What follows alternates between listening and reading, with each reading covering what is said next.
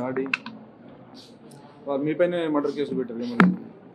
ఒక రాజకీయ కక్షతో నియోజకవర్గంలో ఆటంకాలు కలిగించాలని చెప్పి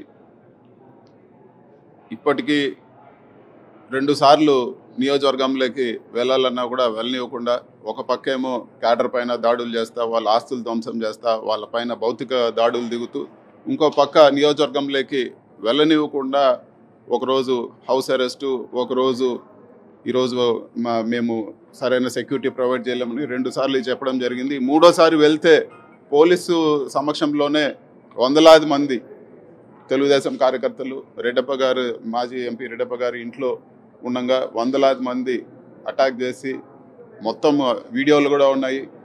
అన్ని బళ్ళు పగలగొట్టి, బళ్ళు తగలబెట్టి, రాళ్ళ దాడి చేసి అతి భయానకంగా దాడి చేయడం జరిగింది. ఇందులో ప్రతి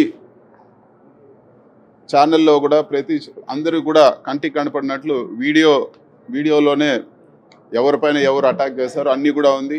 చివరిగా జరిగింది ఏమంటే మాపైనే రెడ్డప్ప గారు దాదాపు 75 సంవత్సరాలు, అదేవిధంగా మేము అక్కడ శాంతియుతంగా ఇంట్లో ఉంటే మాపైనే మళ్ళీ ఈరోజు హత్యాయత్నం కేసులు, నాన్ బెయిలబుల్ కేసులు బుక్ చేసి ఈరోజు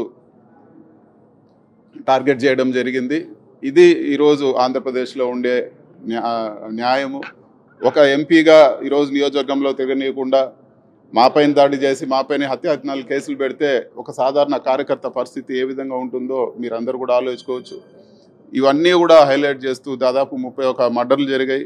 అదేవిధంగా రషీద్ మర్డరు ఎంత దారుణంగా జరిగిందో మీరందరూ కూడా చూస్తున్నారు. 2 చేతులు నరికేసి దాన్ని మరి అంత ఓపెన్గా ఈరోజు ఒక పొలిటికల్ మర్డరు. రషీద్ పేరెంట్స్ కూడా ఇది పొలిటికల్ మర్డరు, చాలా రోజుల నుంచి ఇది అవుతా ఉందని చెప్పినా కూడా ఈరోజు ఇంకా కూడా లా అండ్ ఆర్డరు ఎక్కడ కూడా రాష్ట్రంలో ఈరోజు సక్రమంగా ఉండే పరిస్థితి లేదు. జగన్మోహన్ రెడ్డి గారు మంగళవారం ఢిల్లీకి వస్తారు. అదేవిధంగా బుధవారం అన్ని పార్టీల దృష్టికి తీసుకొచ్చి దేశమంతా కూడా ఆంధ్ర రాష్ట్రంలో ఏం జరుగుతూ ఉంది, లా అండ్ ఆర్డర్ ఏ విధంగా ఫెయిల్ అయిపోయింది, ఈరోజు ఆంధ్ర రాష్ట్రానికి ఏ విధంగా న్యాయం జరగాలనే విధంగా జగన్మోహన్ రెడ్డి గారు వచ్చి అందరికి కూడా ఈ విషయాన్ని అందరి దృష్టిలో కూడా పెడతారని చెప్పి కూడా మీకు అందరు కూడా తెలియజేస్తున్నాను.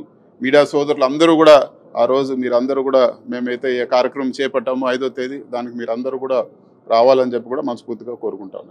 Thank you.